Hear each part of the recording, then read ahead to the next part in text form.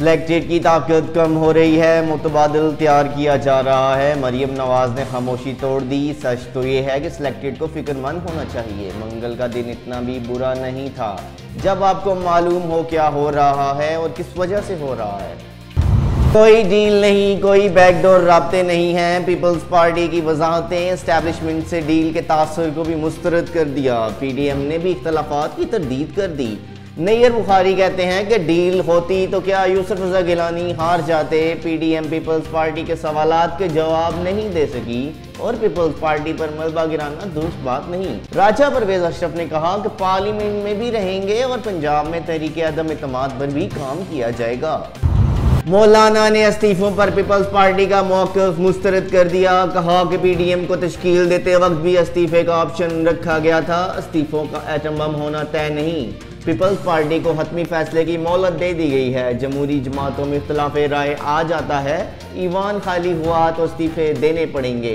हम peoples party को साथ रखना चाहते हैं। 10 में से 9 जमातें इस्तीफा देना चाहती हैं। सिर्फ जरदारी साहब ने इख्तिलाफ किया। हुकूमत इलेक्शन कमीशन पर हमले करने से बाज रहे। पीपल्स पार्टी का सरापा एहतजाज। बिलावल ने चीफ इलेक्शन कमीशन और अरकान को इस्तीफों से मुतालिक ब्लैकमेल करार दे दिया। कहते हैं कि इलेक्शन कमीशन को यरगमाल बनाने के खिलाफ जमहूरी हुकूमतें मुज़ाहमत करेंगी। इलेक्शन कमीशन एक कौमी अदारा है जिसके साथ पूरी कौम खड़ी है। पीटीआई एक मशकूक जमात है जो इक़्तिदार पर कब्जे की खातिर फॉरेन फंडिंग के जरिए लाखों डॉलर बटोर चुकी है। पीडीएम का कोई मुस्तकबिल नहीं। ज़ाती मफादात पर मबनी तहरीकें कामयाब नहीं हो सकती। अपोजिशन को इनके हाल पर नहीं छोड़ा जा सकता। हर साल की तरह इस साल भी ज़्यादा मेहनत करनी है। महंगाई को कंट्रोल करना है। मुश्किल माशी हालात गुजर चुके। तहरीक इंसाफ आवाम की उम्मीदों पर पूरा उतरेगी। वज़ीर आज़म की वफाकी वज़रा से गुफ्तगू। सूबों के अमूर पर भी बातचीत। इमरान खान अवामी राब्ता मुहिम तेज़ करने की हिदायत। कप्तान का एक बार फिर अपनी टीम की तब्दीली का फैसला। चंद रोज में कई वजीरों के कलमदान तब्दील होने का इम्कान। 9 मुंतखब सेनेटर्स की भी वफाकी काबीना में शमूलियत का इम्कान। वजीर आजम काबीना में वज़रा की कारकर्दगी के हिसाब से रद्दोबदल करेंगे। मुशावरात जारी। पाकिस्तान में मौलक कोरोना से मजीद 61 अमवात। 24 घंटों में 3495 केसेस रिपोर्ट। मुल्क में एक्टिव केसेस की तादाद 24,592 हो गई।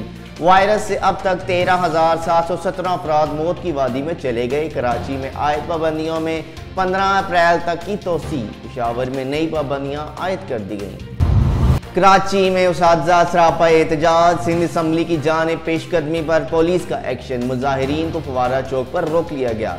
खातून की स्कूल की जानिब से पेट्रोल छिड़क कर आग लगाने की कोशिश। एहतजाज के दौरान कई उसातिज़ा बेहोश। वज़ीर आला सिंध कहते हैं कि हुकूमत हेड मास्टर्स को नहीं निकालना चाहती। डीजीआई सिंध का रात गया कराची के मुख्तलिफ इलाकों का दौरा। डीजी रेंजर्स का सिंध की शहरियों से मुलाकात। डीजी सिंध लोगों में घुल मिल गए और शहरियों से इनके मसाइल के हवाले से गुफ्तगू की। कराची खैराबाद में घर से 2 लाशें बरामद। दोनों अफराद को तेज आले से गला काट कर कत्ल किया गया। जांबाग अफराद आपस में रिश्तेदार हैं। स्वात में फोर्सेस का ऑपरेशन। हाई प्रोफाइल दहशतगर्द मारा गया, एक गिरफ्तार। मारे जाने वाले दहशतगर्द के सर की कीमत 10 लाख मुकर्रर थी। पेशावर में भी दहशतगर्दी का मंसूबा नाकाम। सीसीटी ने घंटाघर के इलाके से 5 दहशतगर्दों को गिरफ्तार कर लिया और भारी मिकदार में बारूदी मवाद भी बरामद कर लिया। Air marshal Zaheer Ahmed Babar Pakistan air force के नए चीफ मुकर्रर 19 मार्च को ओहदा संभालेंगे। इमरान खान साहब की सिफारिश पर सदर ममलिकत ने मंजूरी दी। दौरा जनूबी अफ्रीका। हसन अली का कोरोना टेस्ट मुस्बत आ गया। मनफी नताज वाले खिलाड़ी आज लाहौर में रिपोर्ट करेंगे। कौमी टीम का तरबीती कैंप 19 मार्च से कज़ाफी स्टेडियम में शुरू होगा।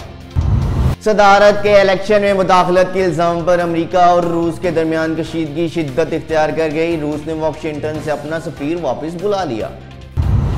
कैनेडियन फौज में जिनसी हमलों के बढ़ते वाक़यात। कैनेडियन फौज की आला अफसर मुस्ताफ़ी हो गई। वाक़यात पर कैनेडियन वज़ीर आज़म और कैनेडियन वज़ीर दिफा को भी तनकीद का सामना। पाकिस्तान फजाइया के हीरो एम आलम की आज 8वीं बरसी। 65 की जंग में पूरी कौम का सर फख्र से बुलंद कर दिया। एम आलम ने 5 भारतीय तैयारों को 1 मिनट में मार गिराया था। जुर्रत और बहादुरी के तमगे से नवाजा गया।